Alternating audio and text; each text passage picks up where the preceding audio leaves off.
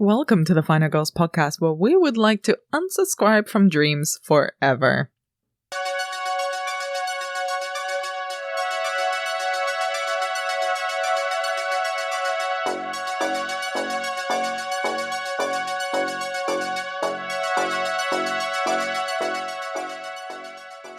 I'm Anna Bogutska, co-founder of the Final Girls Collective and your podcast host.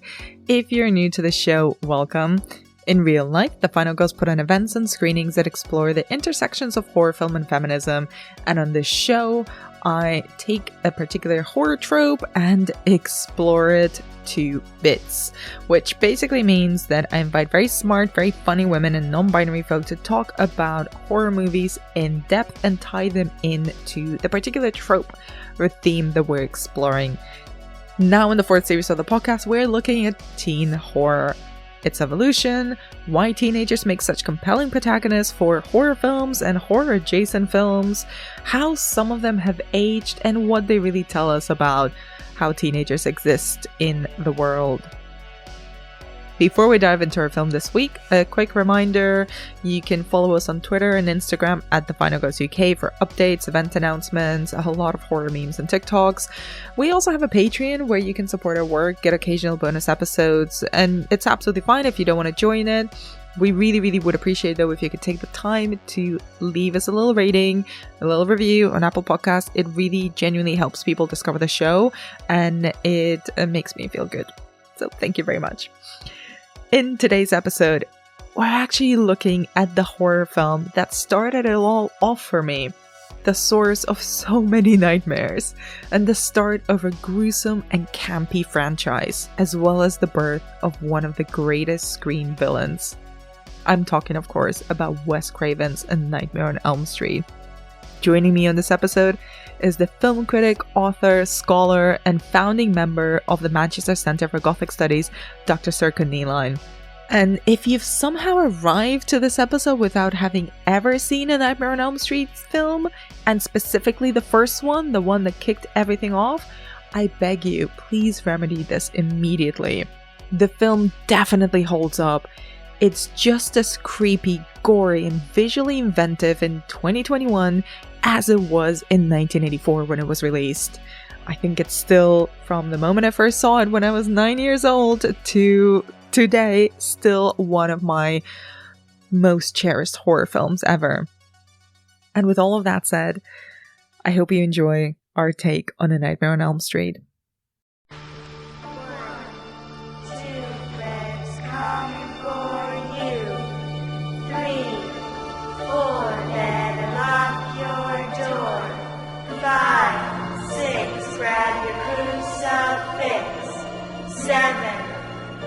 Gonna stay up late.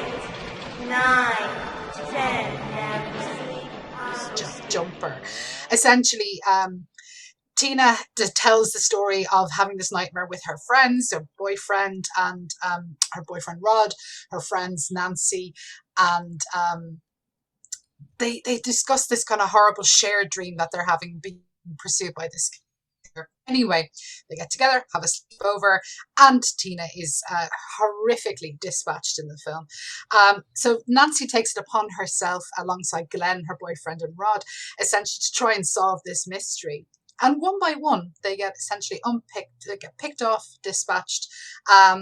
All the while, the parents of Elm Street deny that anything's really happening. This spectral killer couldn't possibly be responsible for it. And it's all about how our heroine, Nancy, really rises to the challenge to confront the awful, gruesome spectre that is Freddy Krueger. Of course, it spawned a lot of sequels as well that go in various directions. But it is a classic of 1980s American horror cinema, without question. And also a classic of teen horror in particular, which is the subgenre that I'm exploring in this season of the podcast. Mm-hmm. So are you a fan of teen horror films in general? And how do you think this one fits into that? Or I guess really it helped establish a lot of that. I'm a massive fan of teen horror films. I mean, not only from the fact that I grew up around the time these films really hit their kind of pinnacle in the 1990s. Certainly I'm thinking of the kind of postmodern later ones. But I think this film is absolutely a crucial linchpin actually in linking the earlier slasher films of the late 70s, early 80s, and then bringing it into that staple of video store horror nostalgia we have from the late 1990s. This film is a linchpin for that because we have incredibly strong female characters, especially Heather Langenkamp's portrayal of Nancy. We show that ingenuity, which is all hinted at in earlier slashers, it must be said, but she is, I think, a true crystallization of that ingenious, smart, really, really gritty final girl. And I think that that's something that really contributes to that sense of teen horror, that teens are not there simply to be disposed of and killed, although that does happen quite a bit in these films. There are definitely heroines that we can really admire. And I've always thought that Nancy was a particularly admirable heroine in these in this film. So it's a really important one, I must say.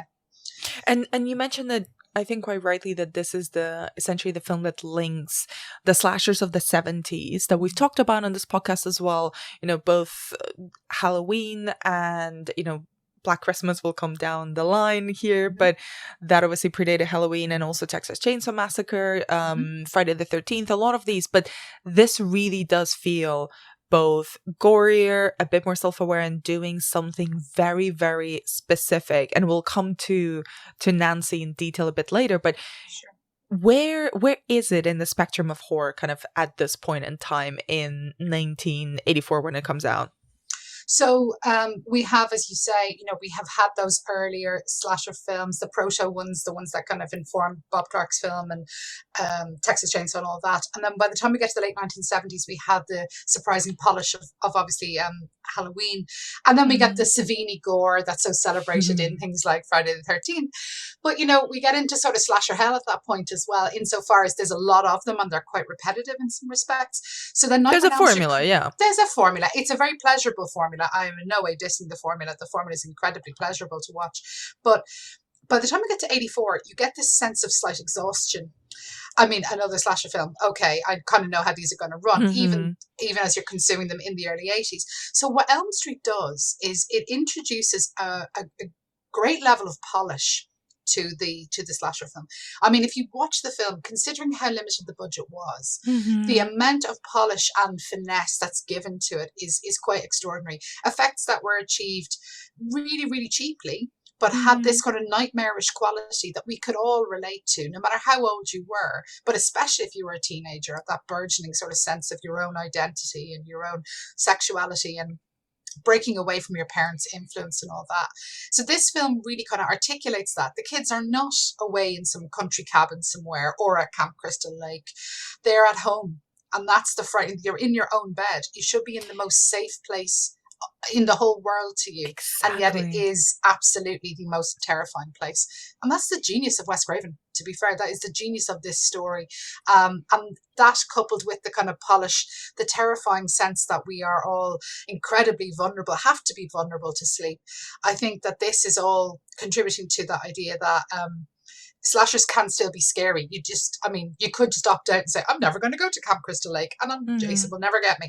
But again, with someone like Freddy, it's absolutely guaranteed if you are on his target list, you are going to be, you're going to grapple with him one way or the other.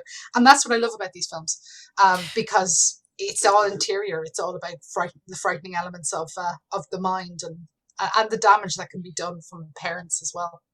It really feels like a perfect combination of some of the most terrifying ideas that are present in these kind of very influential slashers. So you've got kind of the legacy or the damage that parents can inflict on their children from Friday the 13th, which, justice for Pamela Voorhees, she was the original killer. It's all about her. It's not about Jason. That's true. And also the relentless stalking, which I think is the scariest part of Halloween. The kills themselves are quite slick and not bloodless quite, but still not as violent and say the subsequent films would become. But and then in Friday the 13th, it's all about the gore. It's all about the close-ups on the kills. And here it's this relentlessness because Freddy will literally haunt and hunt you down in your dreams. There is no escape, and he will not stop, and has kind of these supernatural, dreamy, nightmarish powers that make him a supernatural being, so there's very little you can use to fight him with. And at the same time, it's all the damage and the choices of the parents that have come back to haunt the kids, as we'll discuss as well. And also just this gore that, because it is very clearly a supernatural film, it's not a real life killer, it can afford to be so explosive and visually fascinating with its kills, just completely over the top, from the bed that swallows Glenn whole and his TV, to this fountain of blood that comes out of it. Like, it goes completely OTT. So the images, I feel like they're very dreamlike, and I think that's a power of them, because it does not really rely on being realistic. It can allow itself, by the benefit of its premises, that can allow itself to go very, very bombastic in its gore. Absolutely. I mean, and this is the power of what they decided to do in the film. I think one of the smartest things that Craven had decided to do was not to foreground to us as the audience that we are in a dream. So we are in a sequence or a set where we don't recognize we're in a dream straight away. And then slowly but surely, the nightmarish instances, whether Freddy pops out from different things or he is fused with different spaces or ideas, the fact that he comes out, I'm thinking of even the telephone, the idea of the tongue coming out. I'm sure we'll get to that at the end. It's all about the idea of not being signaled as an audience member that we're in the dream place. So therefore, it shows that there's an unpredictability in this film. It feels frightening because we can't tell this is a dream, this isn't. It's only when our protagonists usually yell out, "I can't believe this is a dream," or "Is this a dream? Am I alive?" kind of thing, that we get that sense of understanding that the rules have changed on screen. Whereas they have the realism of something like Halloween, for instance, where we know to watch for certain places and spaces where Michael may pop up. With Freddy, because the mise-en-scène itself is so open to interpretation and we don't know the limits of it, Freddy can pop up anywhere. And that is absolutely brilliant in terms of its construction, because then we feel completely vulnerable watching the film because it's uncontrollable. So let's talk a little bit about the teens, which when rewatching the film earlier today, I was really struck by how, not innocent they are, but also how open they are in the conversations with themselves, and how much we really see of them and their relationships with each other, how vulnerable they are with each other as well a lot of the times, especially because the film kicks off with Tina and Tina's death.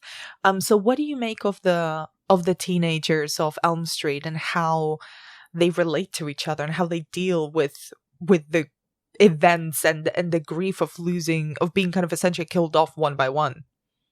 I think that they have a lovely relationship in terms of the 14s themselves. They have an intimacy, and there's definitely the vulnerability you're talking about. You can definitely see that.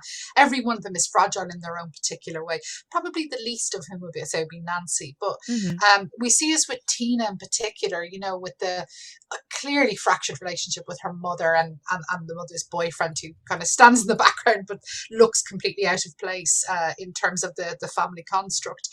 The fragility of people like Rod, for instance. Rod is a very anxious, I think very insecure man, and I think this is very, very evident in their relationship, Tina and Rod's relationship. You can see that they're both trying to emulate something positive or in their relationship, but it doesn't necessarily convince, and that's what makes it quite sad. You feel that they're trying to win approval of people that they can never get the approval of. So together they have this obviously quite when I say graphic, I don't mean that in a bad way, but rather, they're obviously having a sexual relationship. They're obviously having a relationship that is on the cusp of adulthood.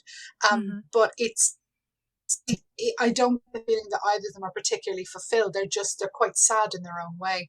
So when Tina gets picked off, in one of the most brutal deaths, I have to say, you just don't expect the brutality of it. And I think it's because it is so nightmarish. The idea that she is, pardon the pun, but the fact that she literally gets dragged up the wall, gets pulled across the ceiling, gets slashed, gets repeatedly slashed. It's graphic, but it's also really, really disorientating. It's upsetting. And you can see that Rod this is the moment where powerless. He was powerless. He's supposed to be the man who's able to protect and react, and you can see that he is just completely it rendered inert in that moment. It's horrifying. I think I mean definitely remember just on a personal level, and I've rewatched this film many times over the years, but as not in a few years now. And as I was rewatching it, I was thinking of myself, kind of aged 8 or 9, and the image that watching this scene for the first time. I'm trying to think, how did you process that at 8 or 9? Wow. I remember the part that really struck me was the image of Tina's body wrapped up in plastic being dragged across the hall and kind of disappearing, being dragged by this invisible force. I still so vividly remember that, even before I actually remembered the film that I had watched that it was from. But when I was watching the scene, it really struck me because you get so much of Rod just watching this completely powerless. And even now, it really strikes me as so violent. But part of the violence is not even the gore, which is there and it's really aggressive, but it's the fact that this other character is there, he's bearing witness, and there's nothing he can do, which means and there's nothing that Tina can do. It's completely like all you're doing is watching this girl being murdered, and there's absolutely no way to fight it because there's nothing to fight. You can't see anything. It's just her body clearly being, lunged around by an invisible force. That is fucking terrifying because it could be anything. Absolutely. And especially when you see, I mean, again, as you say, it's not that it is very graphic, but at the same time, you see these scratch marks come on her skin and stuff by an invisible force. And that is terrifying. I remember when I was looking at it again recently, it's so clever in terms of the way that the scene orientates it as an over the shoulder. There's a slight over the shoulder from Rod's position, just to kind of disorientate you further, but also to give you that sense of his powerlessness. He is completely unable to act to this in response to this. It's horrifying because what can you do? And how can you help her? And she is so clearly fighting for her life, thrashing around, being dragged across that ceiling. It's really, even thinking about it still, kind of it brings up a huge amount of empathy, but real genuine horror in the moment. And also because it essentially tells us that Rod is not in fact the killer, while it would be very easy to go down the route of like, well, the boyfriend did it. But here we have very clear kind of information that it wasn't him, but also it really sets us on the side of the teenagers, I think, because as they're grieving, especially Nancy, and their parents are, Nancy's dad is the sheriff of the town. They're involved in essentially all thing that Rod did it. So they want to apprehend him as quickly as possible. So it really pits them against one another because it's Nancy and Glenn trying to both try to understand Tina's murder and potentially who did it, but also save their friend from being in jail for something that he did not do. And kind of this very teenage self of my parents don't get me, the adults don't get me, is essentially recreated via supernatural murder mystery in a way. And so what do you think kind of is the role of the parents in this film, especially by how they react to Tina's murder, which is kind of the catalyst of the whole story? You got a couple of things going on there. I mean, certainly the parents of Elm Street are the disbelieving people, and they are representative of the community on large. So you have Nancy's father, who's a police officer, police detective. You have Nancy's mother, who sort of acts as this sort of social voice, this voice of sort of everything will be okay if we just repress all of our feelings and drink a bottle of vodka, which she is constantly swinging from in the film. What you find is that parents are either disconnected from their teens, or they try and control their teens as best they can, but it's always with this idea of ignoring what the teen is actually saying. So Nancy is saying, can't sleep, I can't do this and that, and the mother is just determined to, you will live your life the way I tell you to, you will do it as I tell you to, because that's the only way I know how to cope with this uncontrollable kind of force that you claim is coming out to kill you. Nancy's father, you can understand, is more about trying to get to the nub of the truth, and that in his mind can only mean that Rod has killed Tina. So the reaction is, of course, what you would expect from any kind of 80s teen parents. The doubling down effect is sort of the idea of cut out your nonsense. This is the only way that we know how to control society at large. However, I would say that it's what I always thought was interesting about this film was that you don't really get Tina's mother come back in after Tina's disappeared, which I thought was interesting, because I kind of wanted to see that sense of I don't know, brokenness all the more. But it struck me that family was beyond repair. At least this is what Craven tries to set up early in the film. Parents of Elm Street are so guilty in so many ways of sin in their own right that I think the teens, as much as they're trying to uncover why Freddy is what he is and how he's affecting them and what they can do about him, the parents are another obstacle. They're well-meaning and all the rest of it, but they are another obstacle that the kids have to overcome, and sometimes they just can't. You know. Yeah, and I think guilt is a major theme in here, because both, I think Nancy feels guilty about Tina's death in a way. I think Rod definitely feels guilty about not being able to help her in that moment. Yeah. Glenn, to be honest, is a very basic character. He just, there is zero brainwaves, just vibes. No. Glenn doesn't really think that much. He's just watching his little movies without actually the sound on and listening to records at the same time. I think it was Miss America he was watching or something. I think memory. Is it Miss America? Yeah. So, yes, he's all about the visuals and the aesthetics, bless. Yeah. Bless his little card. He's a little himbo. Good for him. And he can't really do much, but, you know, he's nice to look at. That's true. And the little cut off top is a particularly nice touch, I have to say. It's quite sweet, really. Yeah. But I wanted to kind of focus a bit on Nancy, because I think there's something you mentioned at the beginning of our chat that's very accurate. It's like that she is truly a very different type of final girl. I think she has a lot of those elements that are kind of quite characteristic of the final girl. You know, she's presented kind of more virginal as opposed to Tina, who's very who's sexually active and also very loud about it in the film, which I think is actually the first time that we actually hear teenagers have sex, but we don't see them. We see them through kind of their friends' reactions, which I completely disremembered about the film, and I thought was very, very funny. I love Glenn's reaction to it, where he's like, "Oh man," and he just puts the cushion over his face. He's like, "Oh, for God's sake!" And you know, it's completely out of envy. It's not the noise; it's the envy of which my girlfriend would do that with me. Yeah. But then she's also interesting because whereas I think Laurie Strode and Sally and other kind of final girls that we've talked about so far in the 70s, they kind of react to the situation. They're not really picked because of who they are. They're just kind of in the way, and they survive, and they end up becoming important to the story. But them becoming the final girl is sort of accidental. But I do think that this one, there's an element of Nancy literally going after Freddy, trying to figure out how to beat him, figuring out who he is, how she can confront him. And also the fact that perhaps she was targeted in a way because of what her parents do. It's not, I didn't get the sense that the murders that Freddy commits in this film are arbitrary. Like, he is going after the children of the parents who murdered him. Yes, we don't know of, at least in this film, we don't know of any other children on Elm Street per se. These are, and again, even at that, this group of friends that we are kind of on the journey with, they are the four that are targeted. That's their shared dream of Freddy. Proves that in some way. That's the thing that links them together. I know other Nightmare on Elm Street films try and explain this away in various different ways, but in this one we kind of understand, it's implicitly implied, they're bound together by their shared dream of Freddy, and Freddy is certainly through that targeting them individually in quite horrible ways. What I think is quite interesting about that, though, is that we don't get the full backstory. It's nice to it's hinted at that we know that the parents of Elm Street have committed, you know, this crime in which essentially Freddy was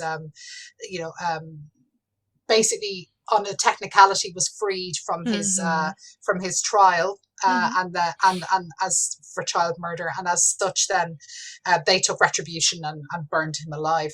We don't know who the participants of that were, with the exception of course of Nancy's mother. Nancy's mother has also really macabrely kept the knives and put them in the boiler in your house. Why would you do that? That's kind of what made me think, is Freddy this was the first time that I was kind of thinking about it as we watched the film. Is Freddy targeting her or sort of toying with Nancy more because his glove is in her house? I genuinely don't know. I just thought it proved what I really think it did in the film is it proved that Marge is very, very guilty, and she is literally trying to drink away her guilt. Oh, yeah. Literally drowning her guilt out. But as such, that also incapacitates her, I suspect, not only from having dreams about Freddy, but also it incapacitates her in any way to fight back, because the only way you can fight back is by acknowledging the wrongdoing. And this is exactly what Nancy does. Nancy doesn't apologize for it. Nancy she confronts the fact that this spectre has come into their lives. What I would say is that the parents of Elm Street are in various ways show the culpability of an entire generation against the sort of wrongful violence of the past, wrongful exploitation of kids in the past. And this is something that they do through community or through law enforcement or through national politics. If you think about Reaganism, I think all of this is it's looking at the idea of the children of the future are there to fight battles that the parents don't want to fight or cannot fight, and they will not address through their own guilt. But you're so right. Essentially, because she's got that glove in the basement, I mean, it gives us that shorthand to think she was definitely involved. The level of her involvement is obviously massive, but how the other parents of Elm Street, whether they acquiesced and just went along with it, or whether they were there equally as angry and contributing to it, it doesn't matter, because the future is always, we only understand the future through the fact that we have a next generation. The next generation represent the future, and as such, by killing them off, it's bringing an end to that ideal that is sort of 80s suburban America and Elm Street, when all the things that it stands in for. So Freddy is about curtailing any hope of the future outside of his ability to exploit the kids in his own perverse way. And I hope that made sense. I apologize if it didn't. Yeah. And we'll come to Freddy in a second, but I want to stick on Nancy because she does have, I mean, she's the one who sort of in a Nancy Drew kind of way discovers everything and becomes very ingenious in the way that she deals with Freddy. So how does she evolve? Because the Nancy we meet at the beginning of the film is definitely not the Nancy that we end up with. That's true. She does evolve. She is very in that idealized way that we get with Final Girls. She's very smart. She has a boyfriend. We see the first thing that really I think Craven wants us to identify with her is that she's a loyal friend. She's kind of like almost like a sister to Tina. You can kind of see that in the relationship. Goody two shoes perhaps, but definitely definitely full of that kind of idealism about, you know, being a teenager in 80s America, being very proper and very sweet and very kind-hearted. Then we undergo this sort of tenacity, this development of her tenacity throughout the dream sequences, especially as her friends get picked off. And we see this determinism, this kind of rock solid center to her that comes out. And particularly towards the end of the film, we really see her knowing that her smarts will save her, knowing that it's all about that bravery that will save her, and being smart enough to figure out not only that he is pursuing her in the dreams and that the dreams most certainly do result in death, but that she can also bring things through the dream space, which I think is such a brilliant sequence in the film.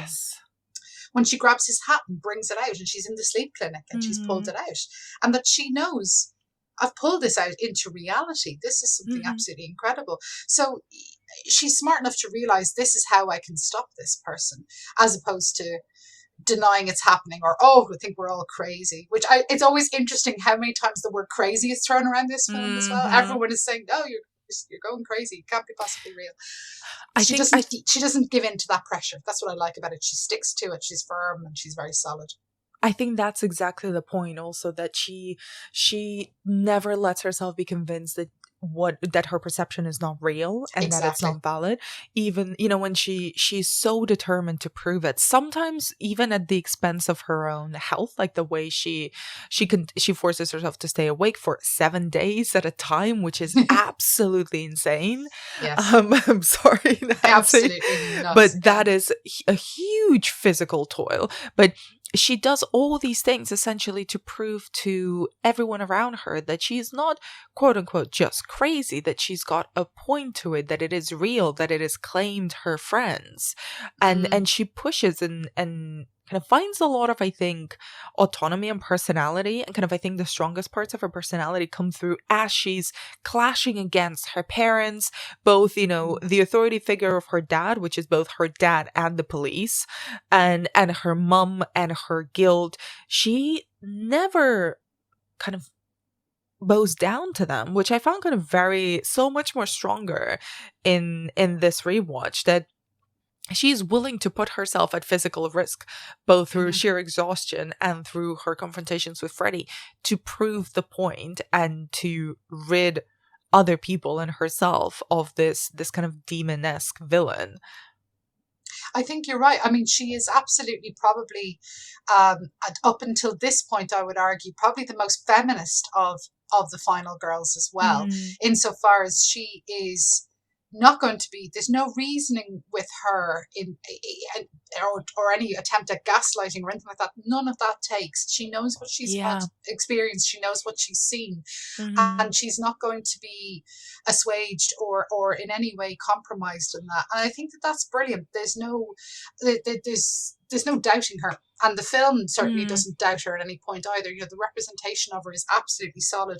What I like about it is that, and this is maybe controversial, but I love the fact that she saves herself fully and completely. Yes. I love that about Nancy, because as much as I love earlier slashers where there's an intervention with, you know, whether it's a passing trucker or whether it's Dr. Loomis, that's absolutely fine. That's great. But I think that the fact that Nancy figures out who the monster is, how to deal with him, and then also how to rob him of that power, and saves herself. I know we have those three endings. I'm sure we'll get to that as well. But which kind of takes from it and adds to it in a different kind of way. But she is so confident in her choices, and so, as I say, so feminist. It's all about the idea of, no, I can save myself. I don't need to be rescued by somebody else. There's something empowering in that.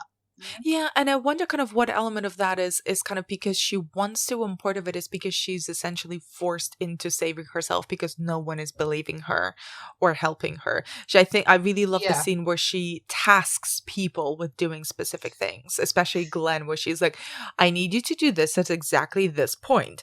When I start thrashing around and I'm clearly in distress, you wake me up. Of course, Glenn fails because Glenn is Glenn, but you know, she's always got a plan. And she's very, very specific. She's essentially directing everyone to make sure that she gets the job done. And I wanted to kind of move on into how Nancy weaponizes dream logic, because one of the things that I think really, really affected me as a child, and I think even as I was rewatching it today, I was like, fuck, this film is great, even by today's standards, because dreams, essentially dream logic in cinema, I think is the most cinematic of possibilities that you can offer a filmmaker, because it opens up every single door, visually, narratively, and because everyone dreams. And I think there's a moment in the film as well when they're doing tests on Nancy, and she's like, can we just, you know, like, cancel dreams? I would like to cancel, unsubscribe from dreaming, please. and the doctor is like, no, honey, everybody needs to dream, otherwise we'd go insane. And they have this little throwaway conversation with Nancy's mother where he's like, we don't even know what dreams are. We don't even understand them fully. They're kind of this hocus pocus of the body and the mind. Like, what happens in your dreams can affect you physically, but we cannot predict them or control them or see them. They're entirely an individual experience, which I think makes this film so insidious in a way, because it can tap into our individual relationships with our dreams and our nightmares specifically, and what seeps into our subconscious and manifests in our dreams. I wanted kind of to ask you, what do you make of the dream logic and how Elm Street uses it? Oh, wow. I mean, the dream logic in the film itself, I think, as I say, that was the really amazing sequence, whether you're watching it for the first time or the 100th time, because it doesn't immediately flag up this is a dream. In any of them, actually, when you discover, you know, when you're watching, you don't know at what point it's a dream, what point it's reality. Craven deliberately disguises those sequences so that you never fully know that someone's fallen asleep until you get, like, I'm thinking of when Glenn has fallen asleep and let poor Nancy down. We then get that, the chase is interrupted by the alarm clock, and you're like, okay, oh, she was asleep. Oh, okay. So actually you get that abrupt ending to those dream sequences, as opposed to those sort of dreamy beginnings. So we never fully realize we're in that space, and that's what makes it work brilliantly, as you say, to open all those doors of possibility, to show things that we're just not expecting on screen, and then at the same time to enable the kind of the dream logic of it, to show that Freddy can be everywhere. And that, I mean, still to this day, one of the creepiest sequences in the film, it's such a cheap trick to reproduce, but it was so effective, was when Nancy's going to sleep and the kind of the wall behind her protrudes with Freddy's figure coming over. It is absolutely terrifying. I think it's one of those moments that you just go, that's the kind of stuff you would have been really, you couldn't articulate why you're afraid of it when you were younger, but that's the kind of thing you were terrified of, that there was some sort of spectral invasion of your private space. And that is, to me, a brilliant example of the dream logic. It makes sense to us as viewers. It doesn't necessarily have to be logical on the page in the actual script. I think it's very coherent though, but it translates to all of us. All of us have terrifying ideas about what can be done to us, that we're not truly ever safe, that you know, we can be dragged across ceilings, we can be sucked into things. These are all very primal terrors in some ways, and I think that this is why Craven is so smart in that script, because it shows that dream space is something we may learn to control our fear as we get older, but we still have those really basic terrors of not really having full control of our bodies, or indeed our minds. We don't know what's always real in front of us. So the dream space of the film is absolutely amazing for that reason. And I completely agree with you, because I think kind of the core point why it's still so impactful is that it never tries to verbally over explain the dream logic. So like contrary to something like Inception, right, where we get 45 minutes of exposition about how dreams work in this particular universe, here it uses images to tell us when we're in a dream, when we're not, and what's terrifying. And sometimes, and the scary part about that image of Freddy's face kind of, you know, pulsing through the wall, is that it's the threat sometimes that we see as viewers, but that the characters aren't aware of yet. Yes, exactly. We're going back to that Hitchcockian exactly. Yeah, absolutely. That is always the most exciting thing, when we can see the terror or the threat in the corner long before they do. I always think of Laurie Strode in that moment, if you don't mind me saying, just with Halloween, when we see Michael's face slowly illuminate behind her, is still one of the most magical moments in slasher cinema, I think. And also, you know, most recently, when in that amazing scene in Hereditary, where we for a full minute, we just get, you know, we see Alex Wolff kind of wake up from a night terror and be sort of terrified and confused, and he doesn't see her, but his mother is in the corner floating, and we don't know what the fuck she's become or what she's gonna do. And it is the most terrifying, because also I remember seeing it at a press screening and then with an audience, you get the sense in the room of people clocking her at different paces. So it's kind of a never ending, you know, succession of little yelps of terror. It's like, oh shit, oh, there she is. Yes, it kind of ripples across the audience. I do remember a couple of people kind of nervously laughing, and then suddenly, and then it was just that they register it, and it's quite fun. That's one of the pleasures of seeing these films in you know, in large groups and large cinemas, because different people clock it at slightly different times. I think with Nightmare on Elm Street, I think, as you say, and I'm never going to diss Christopher Nolan. I absolutely love him with all my being as a director. He's amazing. Spent too many years thinking about his films. But you're right. While Inception visually narrativizes those different dream spaces and shows you and tells you why it's important that the construct is the way it is, that's the brilliance of Craven. Craven's like, it doesn't matter if you really even buy into the fact that there's a logic to this dream. The fact is that someone is killing you in the most, at your most vulnerable, and at undergoing a process that we don't fully understand, the process of dreaming. That's terrifying, because we all have to do it. We will actually lose our grip on reality if we don't do that. Our brain is doing that memory dump that is so important, but at the same time, within that is the key to our undoing in the case of this film. I think it's so smart to have the contours of the dream space just slightly blurred in this film, and then you kind of figure it out. That's why I always find them a bit, especially the later Elm Street material, I find it sometimes very, very difficult to stomach because I can't always tell what's about to happen.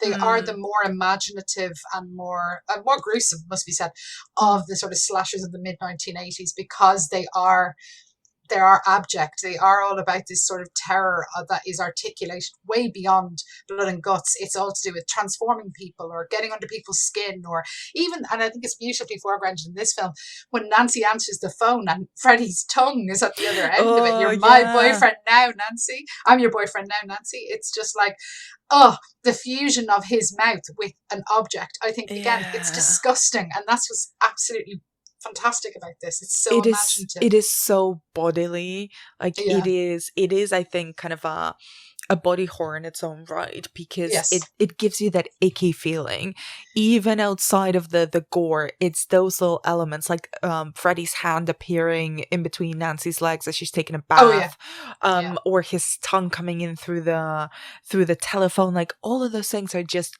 icky. Like they feel gross even if we don't particularly see anything too gory.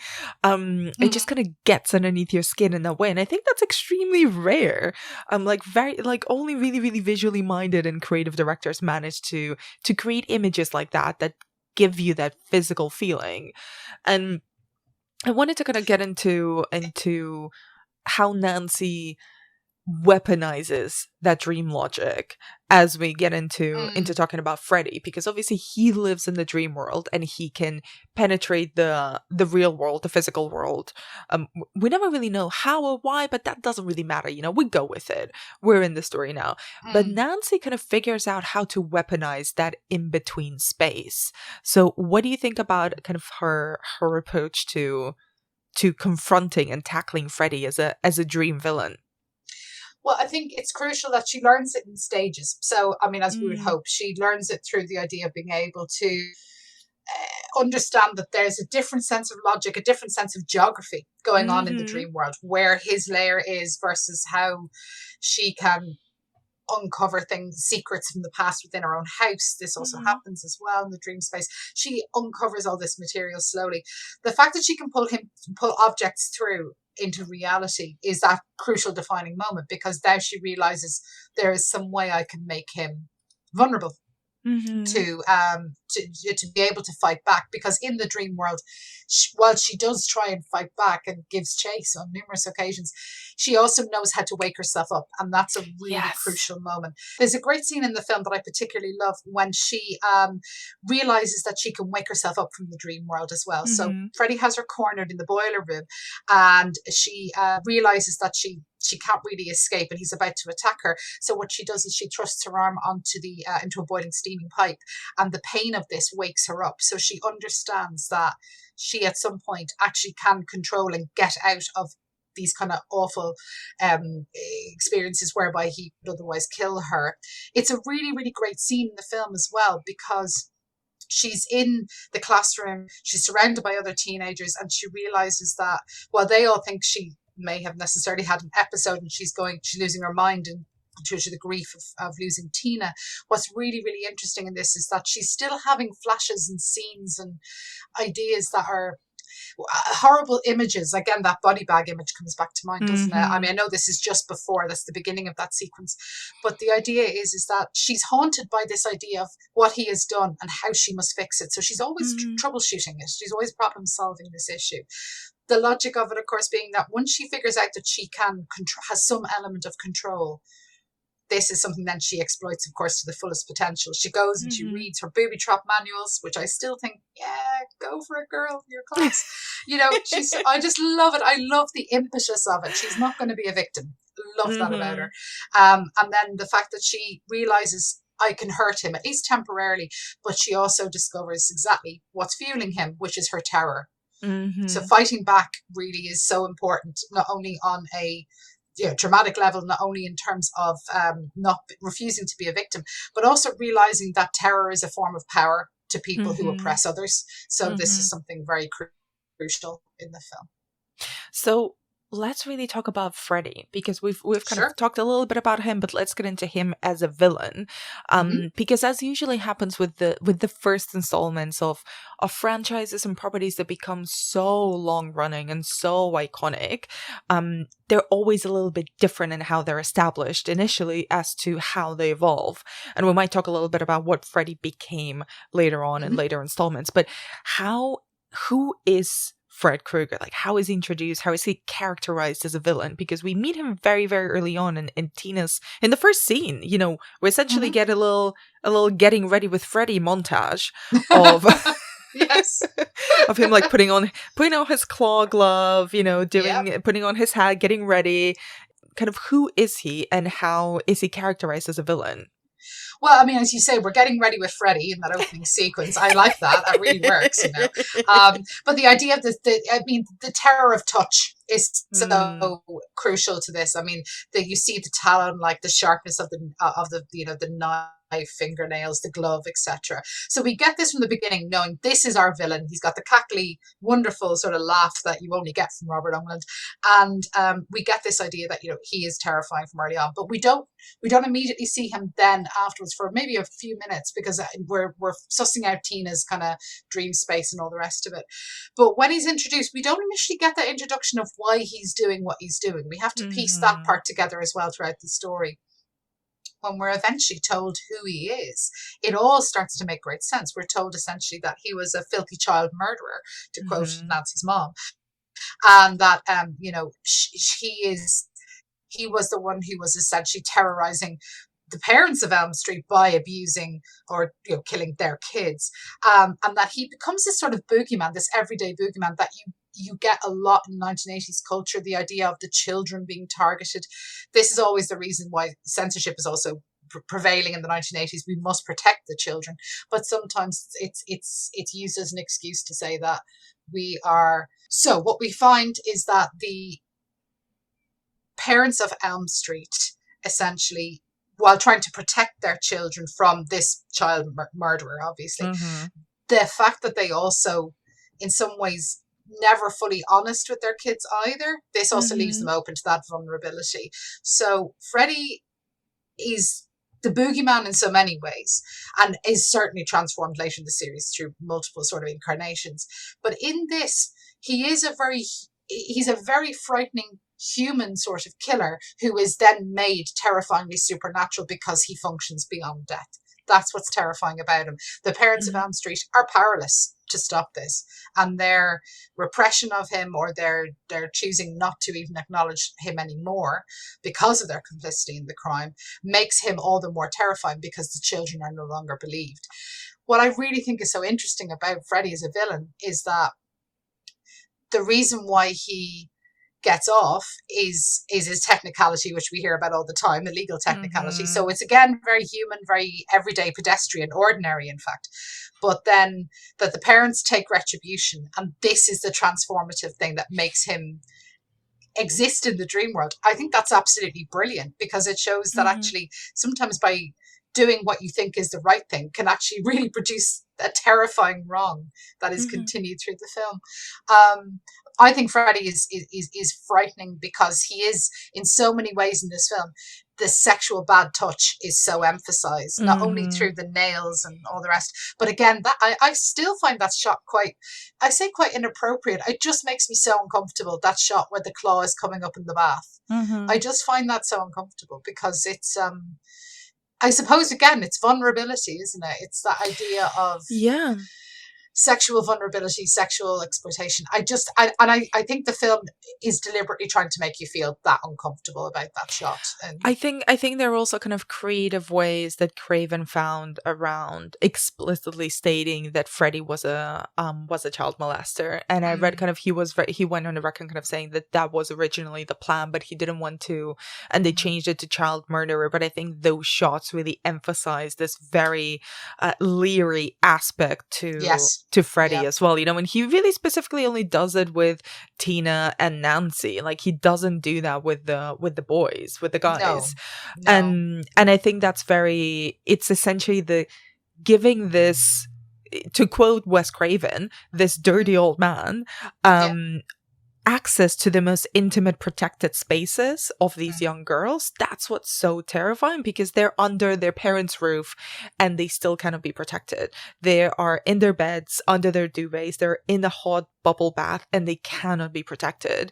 And no matter how much, when Nancy is struggling with him in the bath, and kind of this beautiful scene where she kind of disappears into this pool in her bath, and her mom is trying to force through the door and she can't. So all these things, this extremes that they went to protect the children. And I think it's really interesting to put in the concept of kind of how this idea of protecting the children, which is such a natural impulse of anyone who is a parent, or even anyone who isn't a parent. If I see a child being hurt on the street, I'm gonna try to help them, even though I didn't hurt them.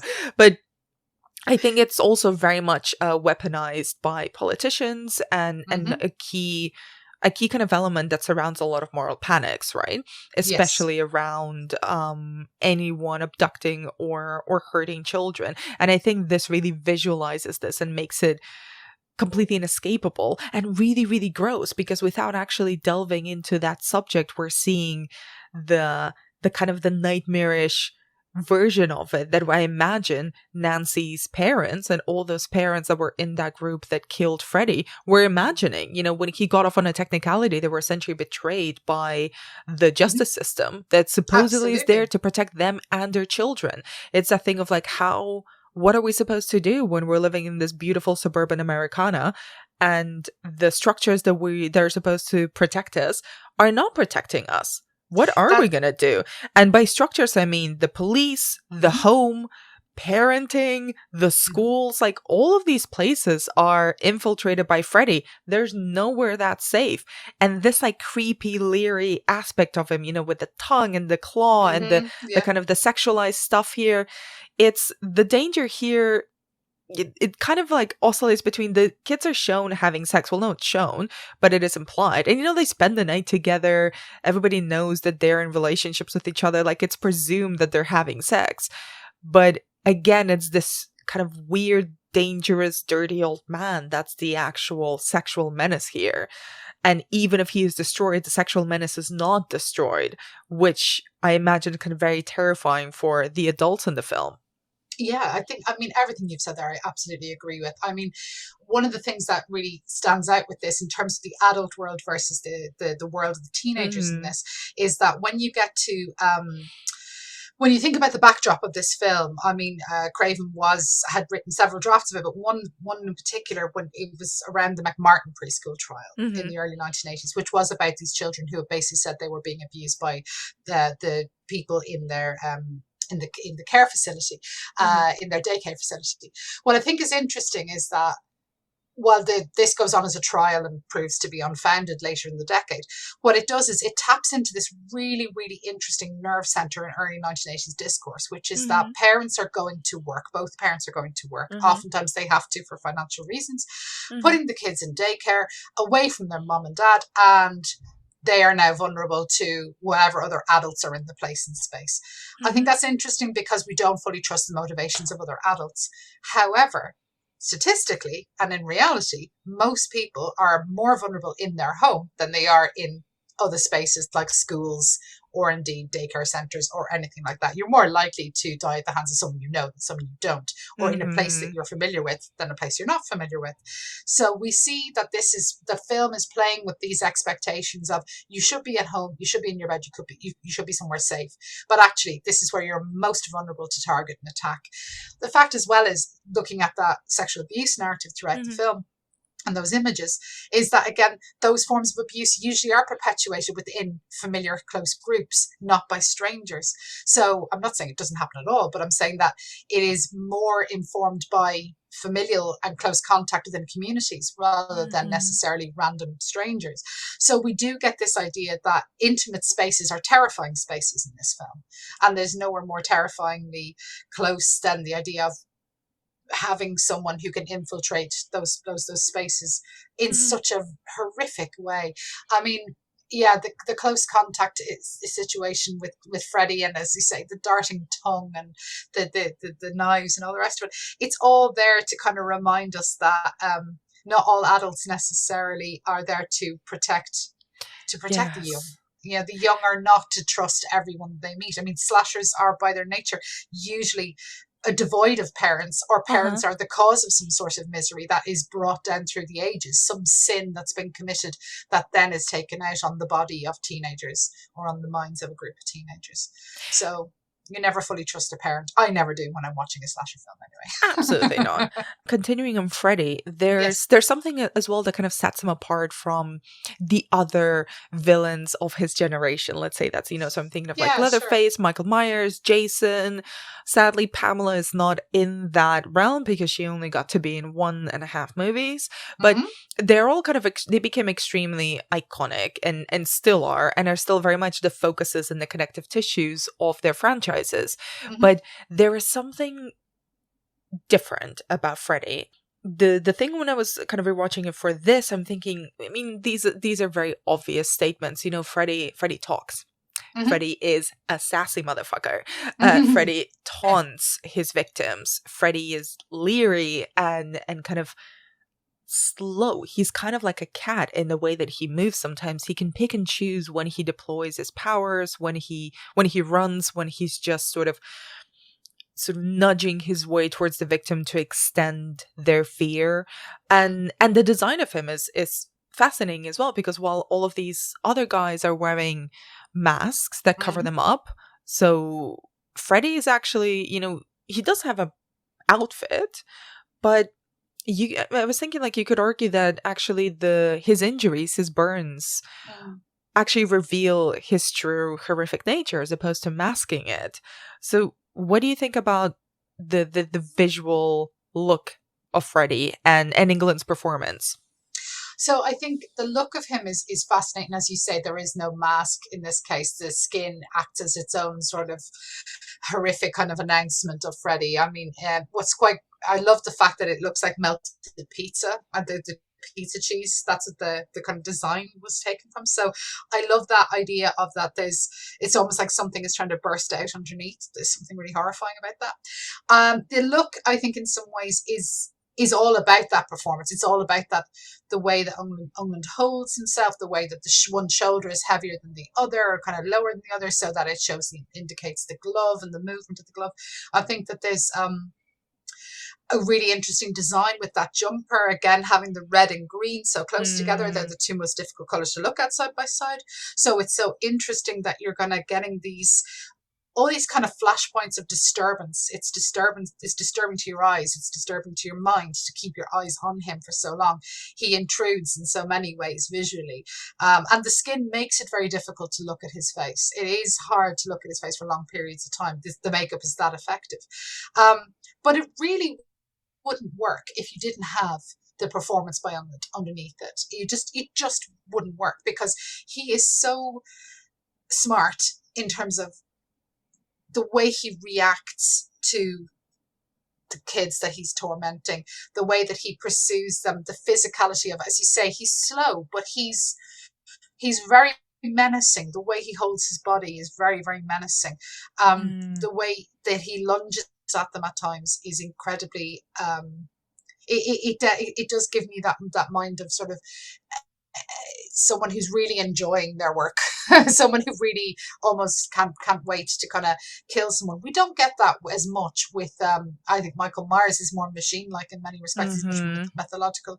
I think that you with other slashers, it depends on their modus operandi. If they have a particular knife or whatever, chainsaw, but his is the most personal.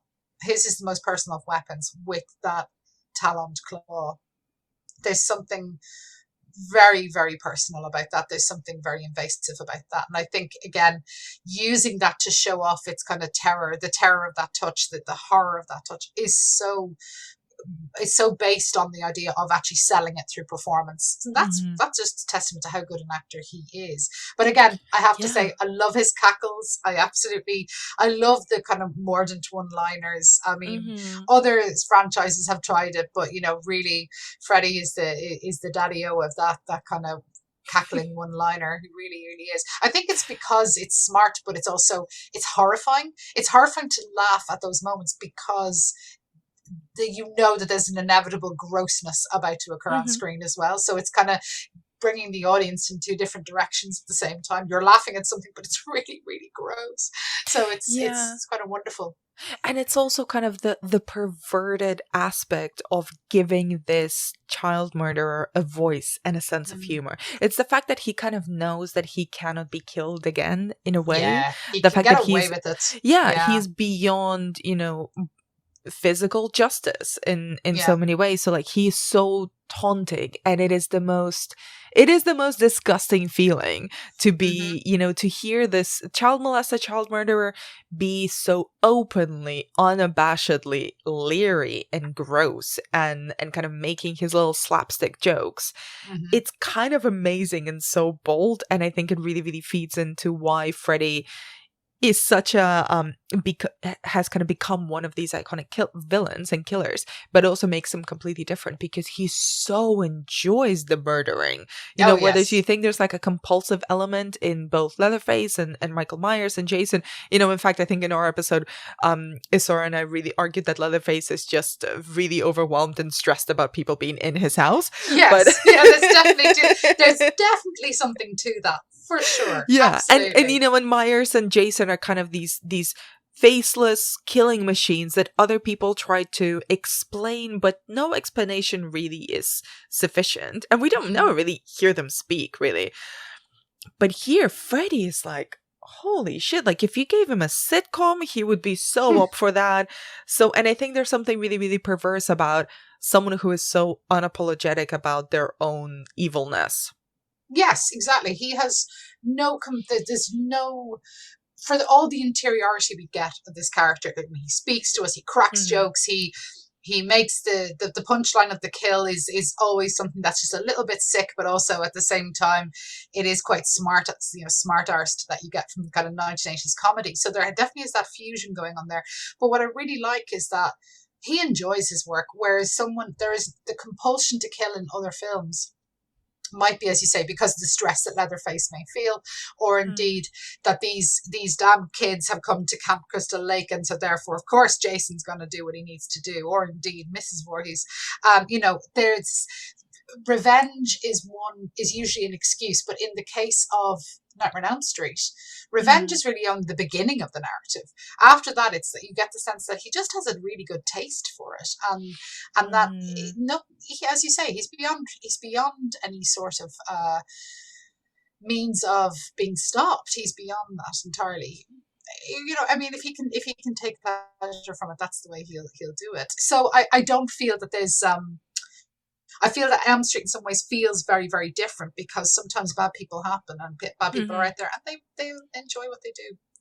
And also, the other difference is that Freddy is not physically threatening in the same way as the other ones are, because Robert Englund is quite a lot physically a smaller guy than Jason or Michael or Leatherface. Like, he's not physically imposing. He can't just kind of lift you up with one hand and smack you against the wall.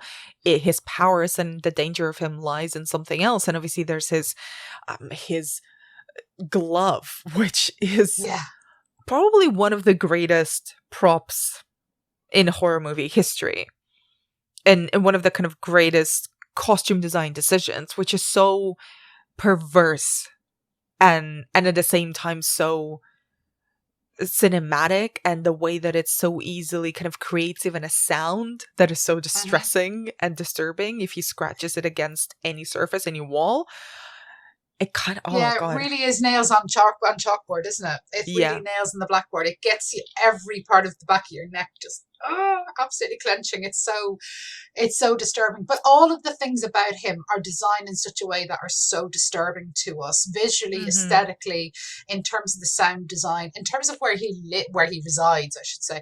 The boiler room, the hot, sticky, hellish, sweaty boiler room, that again is not a space for really anyone to occupy. So you can also see as well there is an argument here about the way that certain slasher villains are posited as members of cast-off parts of the community, people who are either working in jobs that regular sort of middle-class Americans wouldn't like to have, i.e. the janitor, or working as a cook in the camp, in in Friday the 13th, or the boogeyman, the horrible story that's told about the neighborhood that couldn't possibly be real, but essentially is when he comes back to stalk the kids.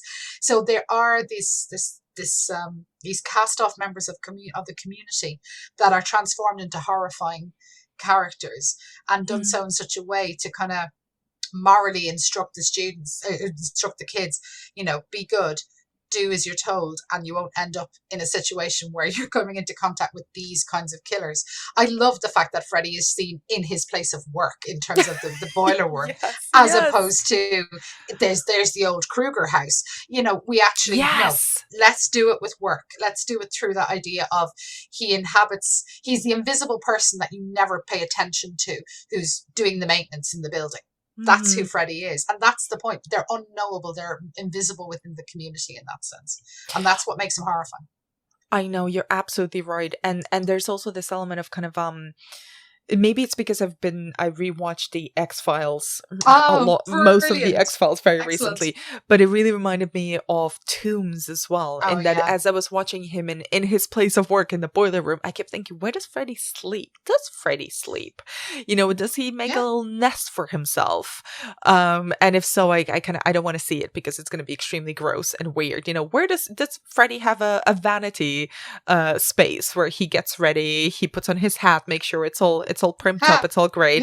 Especially because of exactly. Make it happen. and I want to kind of get into the ending, or the three endings, as you say. Sure.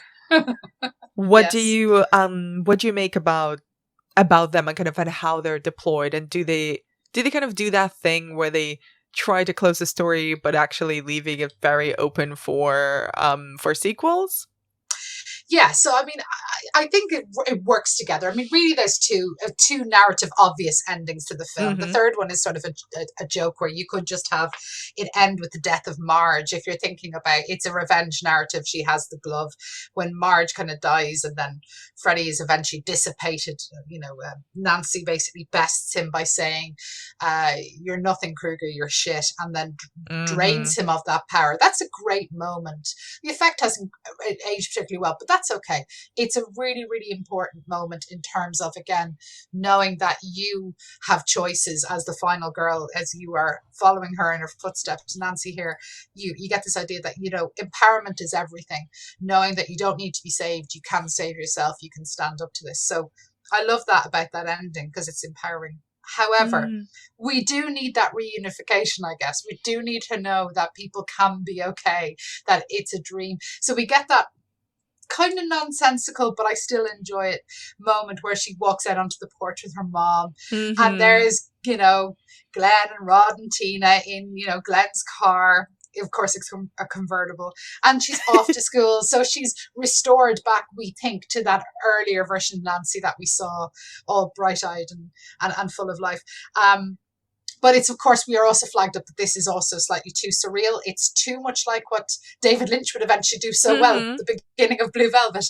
So much white picket fence. It's overly exposed in the whiteness of the scene. So we get this sense of, it's kind of overdone. There's almost to the point of, we know there's something not right in this moment. And then when she gets into the car and the top comes up and it's all Freddy's stripes, we know, it's another kind of fake out. And then I think the only moment in this that lets it slightly down, because I'm with it up to that point, is when poor Marge gets sucked through the door, and you can so tell that it's not anything more than a blow-up doll. I think that's the moment where you kind of go, oh dear, that effect just didn't quite work at the end. However, we end on the kids, and that's a really lovely moment where the kids with the skipping rope and the 1-2, Freddy's coming for you. And that's great, because we get this idea of, in a way, it doesn't really matter that we have a conclusion or not. It's in the community. It's a myth that will be will literally be shared. This idea of, there was this guy who once killed kids, who had knives for fingers, who did these terrible things, and it'll go through all the kids' playgrounds and the recirculation of stories. That's how this film works so well. And of course, it gives us the door. It opens the doors to all those sequels, for better or worse, that are to come.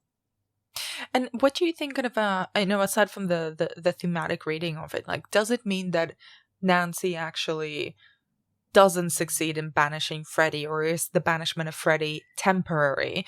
If we, or, is she, even if she did manage to overpower him by taking away, and I kind of love the slight millennial energy of her declaring that she takes away every ounce of energy that she ever gave him. Yes. Yes. Does this mean that, and obviously with hindsight, it's a bit weird talking about it, but if we look at it just as a standalone thing, kind of, does it mean that essentially she's still going to be haunted by at least the memory and the trauma of what she went through tackling Freddy Krueger, if not the actual Freddy with the powers that he had over her before? I kind of like to read it as thus. You may disagree with me, Anna, and if you do, that's grand, tell me so. I like to think of it as that she did best Freddy. However, in the period between when she drains him of the power and then the very next scene where it's all white and overexposed, that is the moment. The white sequence at the end is actually a dream. So she's constantly fighting Freddy in her dream, but it's not I suppose what I'm trying to say is that it's not the dream space that he occupies, but that she's always afraid now that he'll come back.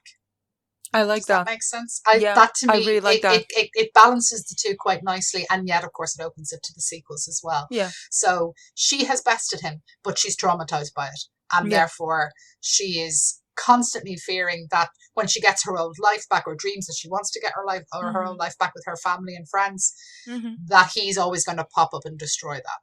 That's of course. I've read yeah, that makes sense, because it's only in movie logic that you can survive an ordeal like this and not be scarred by it.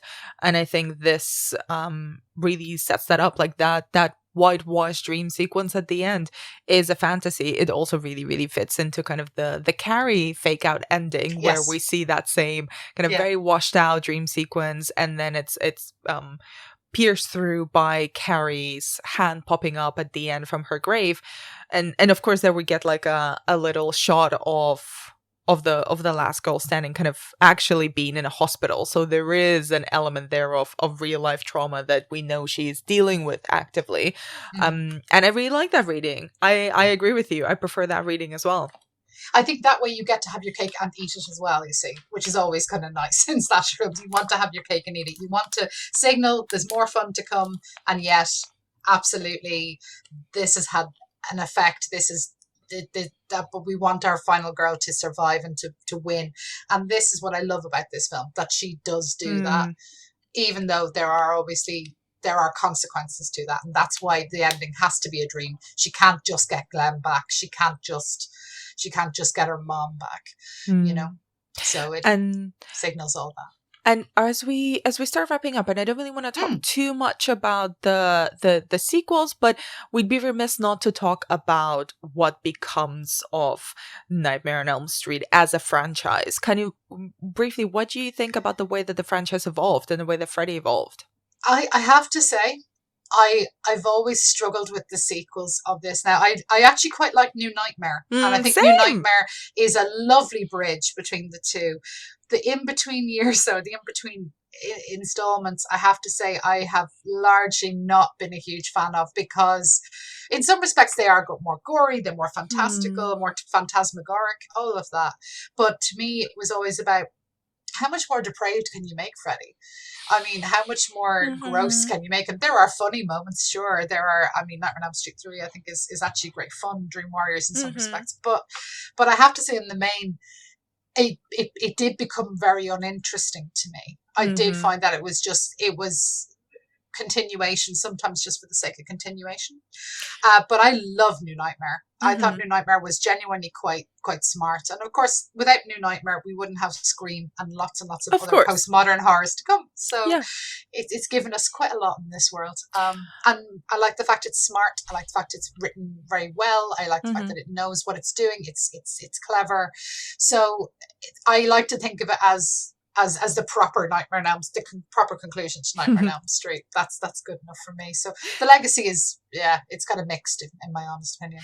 Yeah, I really like the sequel Freddy's Revenge, just because I think of it as a standalone Nightmare on Elm Street, because I really like it as a queer horror as well, and I think it kind of does something really interesting by focusing on a male lead character played by Mark Patton. So I think kind of as I think it's a film that's kind of gained in meaning and in readings as kind of the people who've given it those readings have grown up and have evolved, and like it's got a real cult following. It's got a huge cult following. Yeah, huge cult following. And I think it is genuinely interesting in the realm of horror because it does essentially the final girl thing, but with a teenage boy. So I think that's really fascinating. And Dream Warriors, I have a really soft spot for. I really love that film because I think it really, really tries to go much deeper into the dreamy aspects of it, the dream logic, the dreamscape, kind of the possibilities, how to weaponize it. It also has one of the grossest parts though as well. I mean, one that just just the puppet master Vane thing. Oh dear God. I was too young when I got exposed to that image.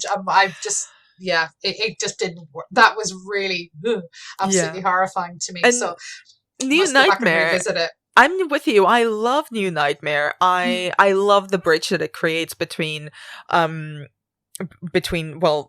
80s horror and Scream, and obviously Wes Craven's return to the Nightmare on Elm Street franchise as well, and it was billed as Wes Craven's New Nightmare. I do also love, because I have such a soft spot for movies about movies. Yes, me too. The way that it kind of really played around with what were now iconic parts by actors who were not, that big when they got cast in those roles.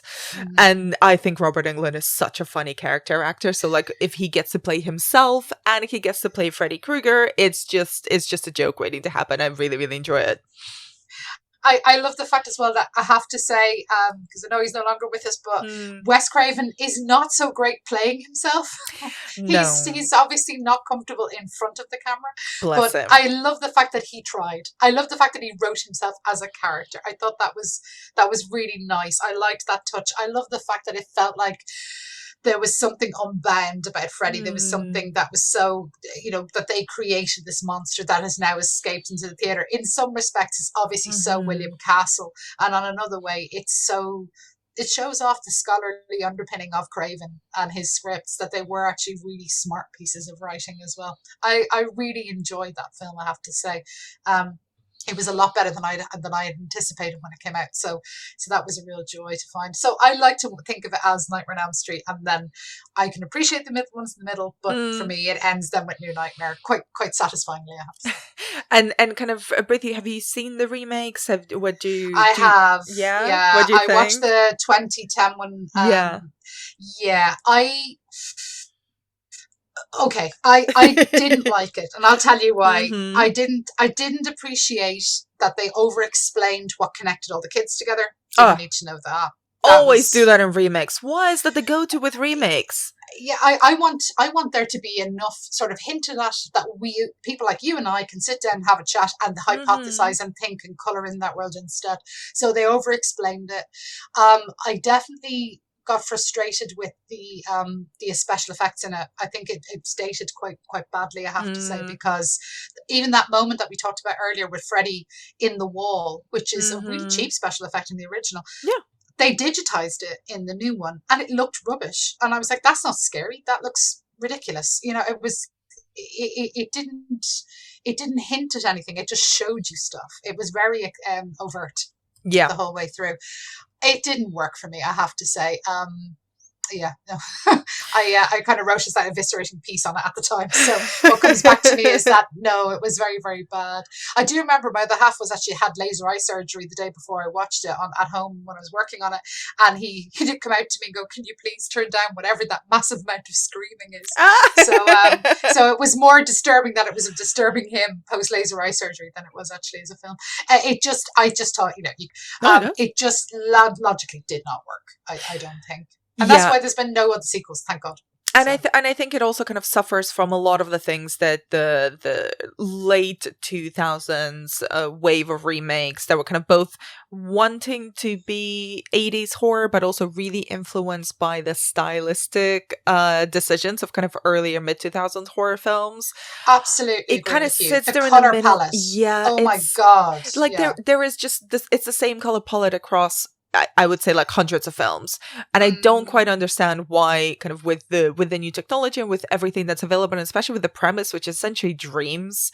You know, the films that stick with us are, especially the ones that kind of delve with supernatural elements and with dreamscapes, you can make them extremely bombastic. You can play around with color so much. You don't have to make everything kind of hypersaturated green and mustards. Like green, mustards and browns. It was just the look of everything that came out pretty much between, well, in those kind of remake films anyway, sort of between 2006 and like 2015. I just remember all those colors and I was like, oh, for God's sake. You know, I mean, everything, all the color covers look the same as the Texas Chainsaw Massacre color palette, but not as interesting as as the original Texas Chainsaw Massacre. Although I will shout out Jackie Earle Healy's performance, because I think he was really, really well cast. Because it kind of went down that route of, you know, a slimy, small guy who would be like a creep in the neighborhood as opposed to a physically imposing, dangerous killer. I will say this, when I saw the trailer before I saw the film, and they had included a sequence with him as Freddy before being burned to death. And the kids are there in this kind of daycare space. I did kind of think to myself, okay, that's quite disturbing. Maybe they'll do something quite interesting with it. But I think there's a weight of a whole franchise behind this. There's expectations. And then at the same time, you have all that dream space capacity that they really did so well through practical effects in the 1980s that I do feel the digital terrain at that point had not fully caught up, and I don't think it really has still caught up fully with the impression and the horror of those practical effects. Because for me, 80s cinema still has a tactility that really can be discussed in a way that contemporary horror does not, for me. There's something in the human eye or the human brain that you can pick up when it's not real. And there's something so horrifying in those practical effects that I remember so well from the 80s and 90s that just make me go, wow, that's quite confrontational. That's why the Nightmare on Elm Streets work. They go in that different horrifying transformation of the body direction that you just don't get with contemporary films. You can kind of turn that off in your mind's eye. And kind of to start wrapping up, I wanted to ask you kind of a bit the cultural legacy of this film, because this was a standalone film. You know, it's a small budget little horror that essentially, you know, it was said that it was saved New Line Cinema, which was the small independent studio that produced it. But then it's kind of spawned not just the sequels, not just the remake, not just the crossover of Freddy versus Jason, and the comic book crossover of Freddy versus Jason versus Ash. I have not treated myself to that yet. I have not either. And, you know, the Freddy's Nightmare series that you talked about, but also I love the fact that there's so many documentaries about this film and the franchise and the different people involved. You know, there's Never Sleep Again. There's Nightmares in the Makeup Chair. There's Scream Queen, which is all about Mark Patton and the queering of the sequel, which I think is amazing. It's an amazing piece of documentary, and how kind of he got the brunt of the bad reception of that film at that time. And also I Am Nancy, which I still haven't seen, but I think kind of poses this interesting question of why do we always remember and mythologize Freddy Krueger, but nobody culturally cares about Nancy in a way that's kind of quite different from, similar to other Final Girls, but different from, say, Laurie Strode. And I was wondering kind of what do you think about how the universe of Nightmare on Elm Street has kind of expanded over the decades into this, you know, into comic books, into series, into more films, into music, into documentaries, video games. Yes. My God. I mean, that's one of the things that the sequels did very, very well, actually, is it kind of hybridized and transplanted itself across numerous sort of media outlets. I mean, even you've Zsa Zsa Gabor showing up to do a cameo on one level, and then Freddy is a talk show host. You then also have the Nintendo tie-in as well. So on one level, the films do these tie-ins that are quite interesting and are talking about contemporary materials, contemporary material culture. I mean, I'm definitely thinking of, because the production was so quick, a lot of the sequels, they often had the release date before they had the script, which is just bizarre when you think of it. But what I think was quite interesting about that was it meant that they were always rapidly responding to what was going on in the culture.